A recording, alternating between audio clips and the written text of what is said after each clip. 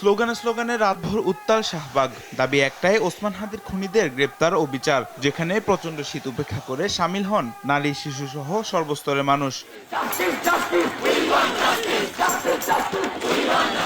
ইনকিলাব মঞ্চের উদ্যোগে শুক্রবার জুমার নামাজের পর শুরু হওয়া বিক্ষোভে সন্ধ্যার পর থেকে বাড়তে থাকে শিক্ষার্থী ও সাধারণ মানুষের ভিড়। রাত বাড়ার সঙ্গে সঙ্গে শাহবাগ জনসমুদ্রের রূপ নেয়। সেখানে সারা রাত অবস্থান নেন বিক্ষোভকারীরা। রাতভর হাদি হত্যার বিচারের দাবিতে স্লোগান দেন অবস্থানকারীরা। কেউ গান হাদিকে নিয়ে বিপ্লবী গান, কেউ আবার করেন কবিতা আবৃত্তি। একমাত্র আরএফএল ক্লাস পাইপ নিশ্চিত করে প্রতি ইঞ্চিতে সঠিক থিকনেস ও সঠিক মাপ। পাইপের বস, না কিনলে লস। আন্দোলনকারীরা ওসমান হাদির হত্যায় জড়িতদের বিচারের আওতায় আনার দাবির পাশাপাশি হাদির জীবন থেকে অনুপ্রেরণা নেয়ার আহ্বানও জানান। তো এই ধরনের জিনিসগুলি যাতে সামনে না হয়, এভাবেই তো আমরা সেফটি ইনশিওর করা হবে। প্রত্যেকটা মানুষকে তো আর বডিগার্ড দিয়ে ঘোরানো যাবে না, সবাইকে আর্মও দেওয়া যাবে না।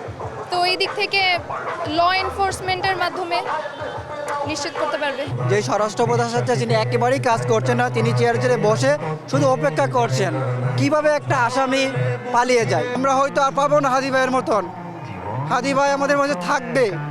এই হাদি কয়েক শতক পর জন্ম হয়। আসলে আমরা জানতে চাই হাদি ভাইয়ের ঘাতকরা কোথায় আছে, এক নাম্বার কথা। দুই নাম্বার কথা হচ্ছে হাদি ভাইয়ের যে দুজন খুন করছে, শুধু এটার সাথে তারা জড়িত না, এর পিছনে বিশাল একটা চক্র জড়িত।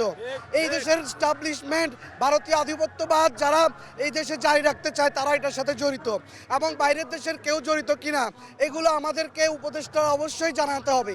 এ সময় ইনকিলাব মঞ্চের সদস্য সচিব আব্দুল্লাহ আল জাবের বলেন, ওসমান হাদি হত্যার বিচার নিশ্চিত না হওয়া পর্যন্ত রাজপথ ছাড়বেন না তারা। ওসমান হাদির খুনিদের গ্রেপ্তার না করা পর্যন্ত সবাইকে রাজপথে থাকার আহ্বানও জানান তিনি। হাদি ভাইকে যারা হত্যা করেছে, এই হত্যার পেছনের কুশীলব সকলকে গ্রেফতার করে বিচারের মুখোমুখি না করা পর্যন্ত এই রাজপথ জনতা ছাড়বে না। সরকার ব্যবস্থা না নিলে দেশব্যাপী অবরোধের হুঁশিয়ারিও দেন ইনকিলাব মঞ্চের নেতারা। তামিম মাহবুব, দেশ টিভি, ঢাকা।